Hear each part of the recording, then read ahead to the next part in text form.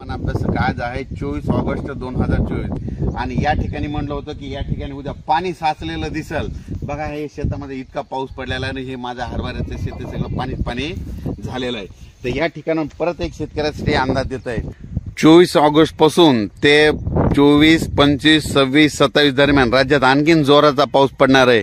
ओढे नाले वाहणारा पाऊस पडणार आहे, तळ्यामध्ये पाण्याची आवक येणारा पाऊस पडणार आहे, म्हणून हा अंदाज लक्षात द्यायचा। राज्यात इतर परिस्थिती बघितली तर राज्यामध्ये आपण जिल्ह्यावर बघू चंद्रपूर, नागपूर, वर्धा, भंडारा, गोंदिया, यवतमाळ, वाशिम, अमरावती, अकोला, वर्धा, नागपूर, त्याच्यानंतर बुलढाणा, वाशिम, हिंगोली, नांदेड, परभणी, लातूर, बीड, उस्मानाबाद, सातारा, सांगली, सोलापूर, जत, पंढरपूर, त्याच्यानंतर पुणे, कोकणपट्टी, त्याच्यानंतर नगर जिल्हा, त्याच्यानंतर नाशिक जिल्हा, मालेगाव, संगमनेर, शिर्डी, राहता, त्याच्यानंतर गंगापूर, वैजापूर, सिल्लोड, कन्नड, जळगाव जामोद, सिंदखेड राजा, त्याच्यानंतर धुळे, नंदुरबार, साक्री, पारोळा, संभाजीनगर, जालना, शिर्डी म्हणजे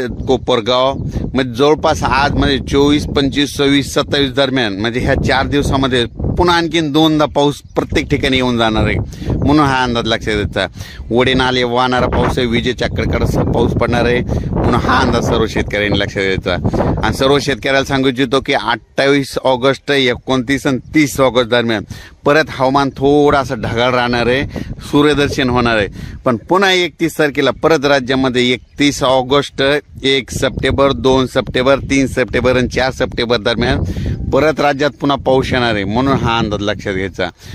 परत एक सर्व शेतकऱ्याला सांगू इच्छितो की म्हणजे आज म्हणजे सर्व शेतकऱ्यांनी काय करायचं, दुपारनंतर आज काय होणार आहे, दुपारपर्यंत थोडं ऊन येणार आहे आणि ऊन आल्याच्या नंतर लगेचच दुपारच्या नंतर पुन्हा जोराचा पाऊस येणार आहे। असं काळकुट्ट आभाळ येईल, त्याच्यामध्ये पांढरे एकदम असे ढग दिसते आणि अंधार पडलेला दिसेल आणि त्या ठिकाणी मात्र जोरदार मुसळधार पाऊस पडेल, म्हणून हा अंदाज लक्षात घ्यायचा। ज्यामध्ये नाशिक जिल्हा, त्याच्यानंतर दोडी, सिन्नर या भागामध्ये आज म्हणजे ह्या 3-4 दिवसामध्ये खूप पाऊस पडणार आहे। अचानक वातावरण बदललं, लगेच उद्या एक मेसेज दिला जाईल। धन्यवाद।